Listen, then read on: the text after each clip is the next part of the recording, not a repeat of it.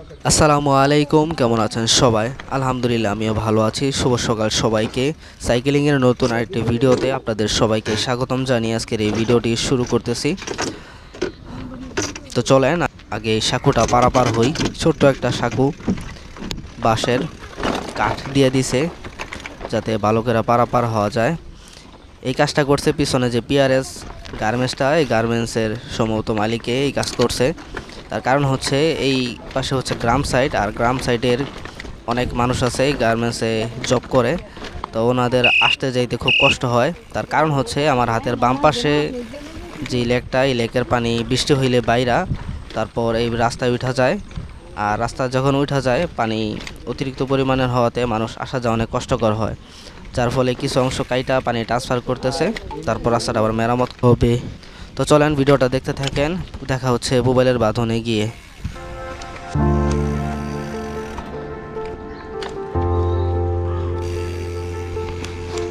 ওকে, আলহামদুলিল্লাহ চলে আসলাম মোবাইলের বাঁধনের একদম লাস্টের যে গ্রামটা, সেই গ্রামের ভিতরে আছি এখন। আর বাঁধন গ্রাম যারা এখনও চেনেন না তাদেরকে ছোট্ট করে একটা পরিচয় দিয়ে দেই বাঁধন গ্রামের। এটা হচ্ছে সেই গ্রাম যে গ্রামে বাংলাদেশের সবচাইতে বেশি নাটক করা হয় এবং শুটিং চলে সব সময়। তো এই গ্রামে লাস্টে আছি এখন, লাস্টের যেই সাইডটা ওই সাইডটার দিকে যাচ্ছি। তো বেশি দূর যাব না, সামনে একটা চায়ের দোকানে ব্রেক দিব, তারপর আবার ব্যাক করব। তো ভিউটা দেখেন অনেক সুন্দর। এখন আপনারা যে পিচের রাস্তাগুলো দেখতেছেন না, আমি চালাইতেছি, এইরকম রাস্তা কিন্তু আগে ছিল না, এটা কয়েক বছর আগে করা হয়েছে। তো এরকম সুন্দর আগে ছিল না। আগে আপনারা যদি কোনো নাটক দেখে থাকেন, আগের যে নাটকগুলা, সেই নাটকের মধ্যে রাস্তাঘাটগুলো খুবই ভাঙাচোরা দেখতে পারবেন। তো ওই আগের সাথে এখন আর মিলে না এতটা, তারপরও পিছনের অনেকগুলো শুটিং হাউস আছে, সেগুলো যদি দেখেন তাহলে কিছুটা ধারণা নিতে পারবেন। তো যাই হোক, আজকের এই ভিডিওতে সেগুলো আর দেখাতে পারবো না, আমি সকালে একটু বের হয়েছি এমনি।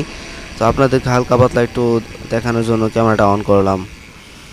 গ্রামের ভিতরে দৃশ্যটা খুবই সুন্দর।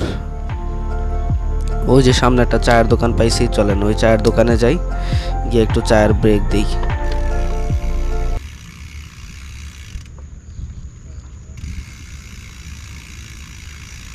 চা হইব? একটা রং চা দেন তো।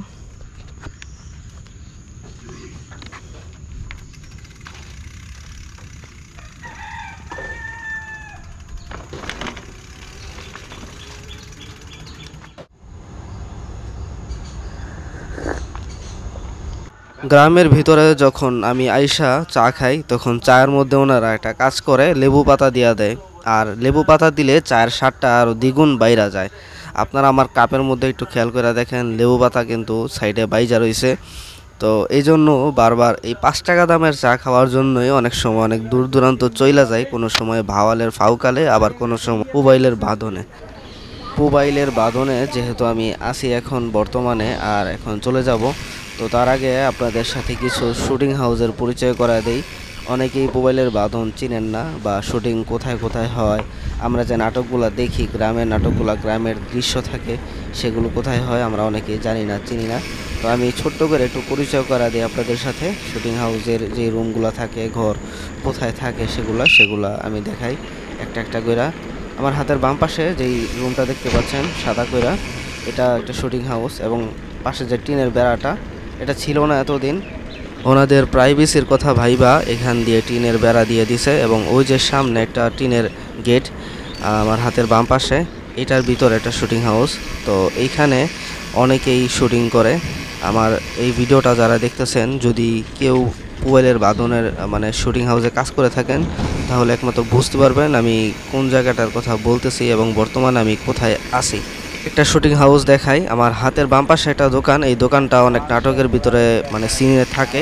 এবং ওই যে ভিতরে গাছের ভিতর দিয়া আরেকটা শুটিং হাউস আছে, মানে এই ভিতরে শুটিং হাউসটা পড়ছে, এখানে মাটির ঘর, এখানে ভিতরে মাটির বিভিন্ন দৃশ্য আছে এবং চুলা আছে। তো এইখানেও বেশিরভাগ নাটক করা হয়। যাই হোক, এখন কথা হচ্ছে মোবাইলের আকাশ বাতাস সব কিছুই হচ্ছে মানে ক্যামেরায় ধারণ করা, অনেক আগে থেকে সব কিছুই ক্যামেরায় ক্যাপচার করা হয়ে গেছে। এত বছরের ভিতরে সব কিছুই ভাড়ায় পাওয়া যায় এখানে। তো আজকের মতো ভিডিওটা এখানে আমি শেষ করতেছি। সবাই ভালো থাকবেন, সুস্থ থাকবেন, পরবর্তী নতুন কোনো ভিডিওতে দেখা হচ্ছে। ধন্যবাদ।